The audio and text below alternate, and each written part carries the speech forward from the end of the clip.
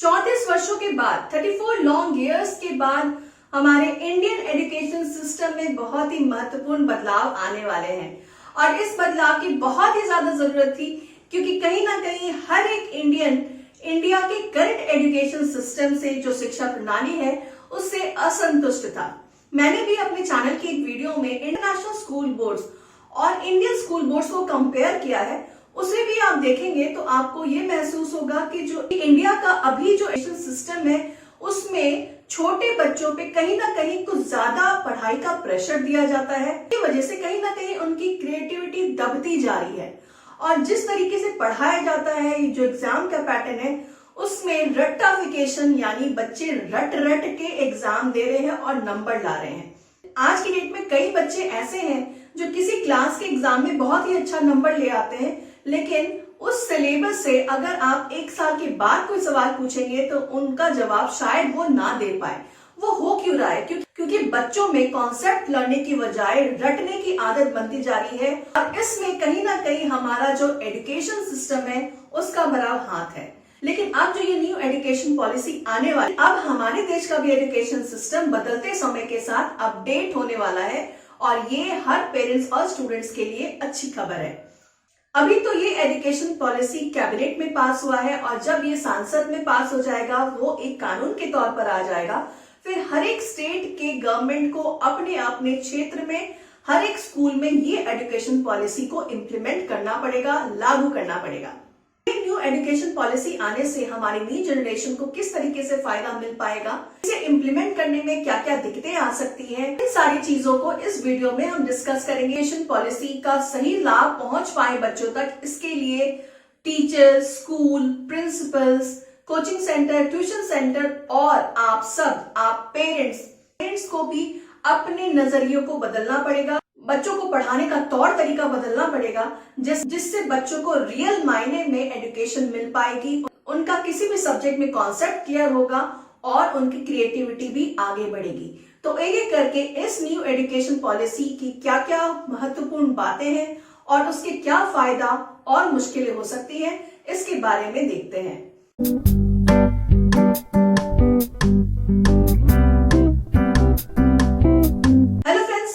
Welcome to my channel for you and the child.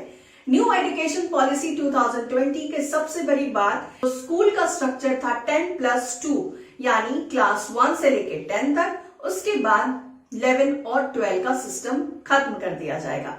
अब जो नया स्ट्रक्चर आएगा वो होगा 5+3+3+4। इस 5 में वो सारी क्लासेस आएंगी जो क्लास 1 से नीचे की होगी, जैसे pre primary, nursery, prep, KG, जिस भी नाम से क्लास 1 की पहली वाली क्लासेस होती हैं वो सारी क्लासेस, प्लस क्लास 1 और क्लास 2।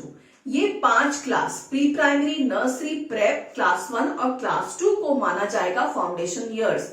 इसमें बच्चों पर जो किताबों का बोझ है उसे कम किया जाएगा और जो पढ़ाने का तरीका है वो प्लेवे तरीके से ही होगा। यहाँ खेल कूद से कोई एक्टिविटी कराकर बच्चों को पढ़ाई कराई जाएगी। फाउंडेशन ईयर में इस बात का जोर दिया जाएगा कि बच्चों पे किताबों का बोझ कम हो और वो स्कूल खुशी खुशी जाए।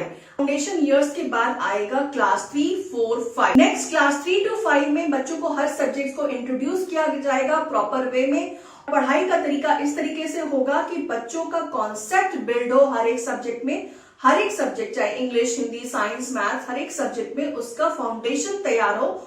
आज क्लास 5 तक बच्चे अपने रीजनल लैंग्वेज में भी पढ़ाई कर सकते हैं, चाहे वो गुजराती हो, मराठी हो, हिंदी हो या कोई और भी भाषा हो, और इंग्लिश को एज अ सब्जेक्ट पढ़ाया जाएगा।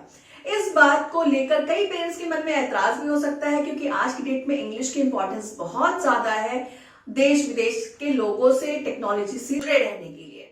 अगर हम इंग्लिश को सेकेंडरी इंपॉर्टेंस देंगे तो कहीं बच्चे इस लैंग्वेज में कमजोर ना पड़ जाए, क्योंकि बच्चे जिस भी भाषा में शुरुआत से पढ़ाई करते हैं उसमें उनका कंफर्ट लेवल बन जाता है। अगर उसके बाद किसी भाषा को उसे इंट्रोड्यूस कराया जाए तो उसमें एफर्ट ज्यादा लगता है।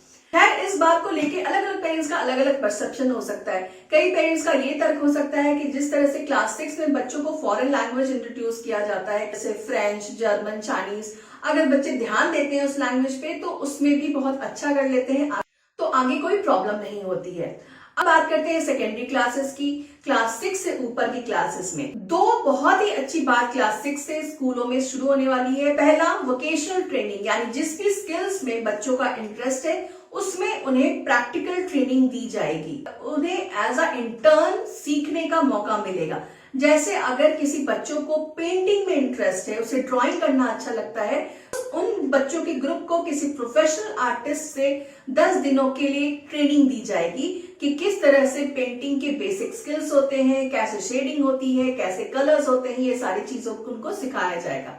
तो ये मेरे हिसाब से बहुत ही अच्छा कदम है। इससे बच्चों को एक एक्सपोजर मिलेगा और आगे जाके वो बच्चे का वो स्किल उनका पैशन बन सकता है और प्रोफेशन भी बन सकता है। और दूसरी जो बहुत ही अच्छी बात होने वाली है कि क्लास 6 से बच्चों को कोडिंग इंट्रोड्यूस किया जाएगा। आज की टेक्नोलॉजी वाली दुनिया में कोडिंग की बहुत ही ज्यादा इंपॉर्टेंस है। हमारे देश के बच्चे कॉलेज में आने के बाद कोडिंग की पढ़ाई शुरू करते हैं और वो भी अगर उनमें उनका इंटरेस्ट हो। लेकिन अब क्लास 6 से ही कोडिंग को इंट्रोड्यूस किया जाएगा, जिसके वजह से हर स्टूडेंट्स को, चाहे वो लड़का हो चाहे लड़की हो, उसको कोडिंग के बारे में बेसिक नॉलेज दी जाएगी। हर स्टूडेंट को कोडिंग का एक्सपोजर मिलेगा और अगर आगे जाके उनका इंटरेस्ट इसमें आता है तो वो कई बड़े ऐप डेवलप कर सकते हैं, कई सॉफ्टवेयर डिजाइन कर सकते हैं। तो इसकी जो शुरुआत होगी वो क्लास 6 से ही हो जाएगी। ये बहुत ही अच्छा कदम है। क्लास 10th में स्कूल बोर्ड होता था। क्लास 10th में मार्क्स के बेसिस पर, बच्चों के इंटरेस्ट के बेसिस पे 11th में उनको सब्जेक्ट्स या स्ट्रीम डिसाइड करना होता था कि वो कौन सा स्ट्रीम सेलेक्ट करेंगे, साइंस लेंगे, कॉमर्स लेंगे या आर्ट्स। जो सब्जेक्ट का कॉम्बिनेशन था वो काफी लिमिटेड था।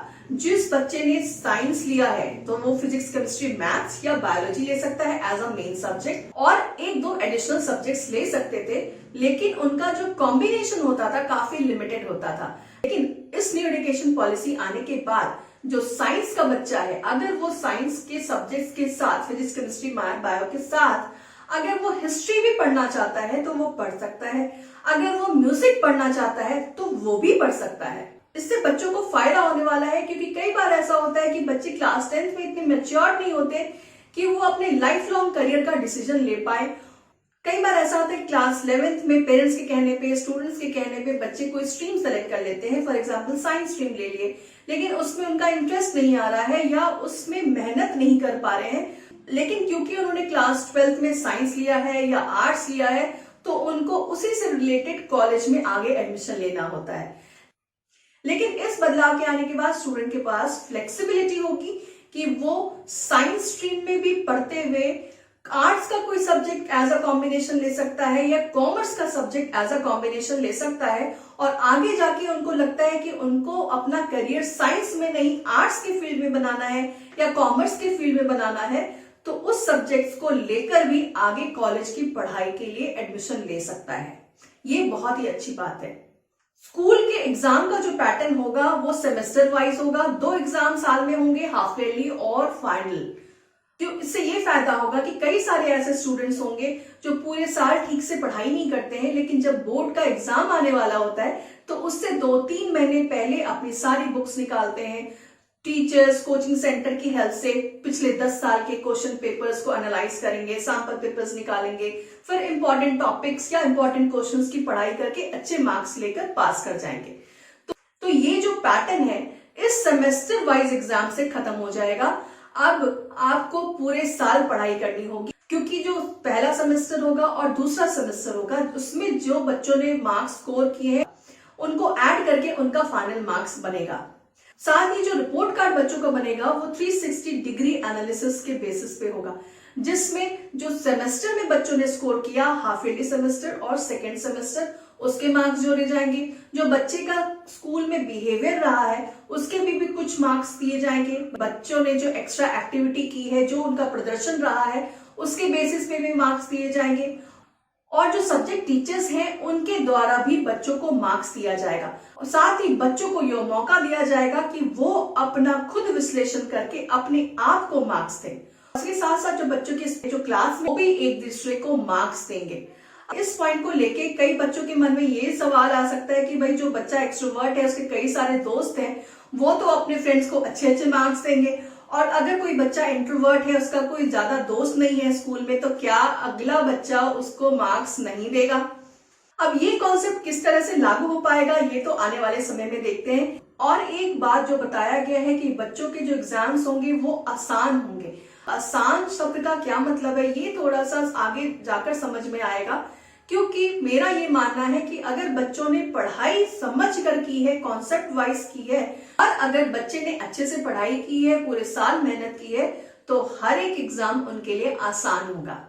तो ये थे जरूरी बदलाव जो स्कूल लेवल पर न्यू एजुकेशन पॉलिसी 2020 के तहत होने वाली है। भी बदलाव है, इसमें ये कोशिश की गई है कि बच्चों की जो पढ़ाई का स्ट्रक्चर है, जो ढांचा है, वो इस तरह से हो जिसमें उनका ऑलराउंड डेवलपमेंट हो। उनको हर एक सब्जेक्ट में कॉन्सेप्ट नॉलेज भी मिले, उनको टेक्निकल और वोकेशनल नॉलेज भी मिले, जिससे आगे जाके वो आत्मनिर्भर बन सके। अब दूसरी वीडियो में मैं बात करूंगी न्यू एजुकेशन पॉलिसी 2020 की वजह से कॉलेज के एजुकेशन में क्या फर्क पड़ने वाला है।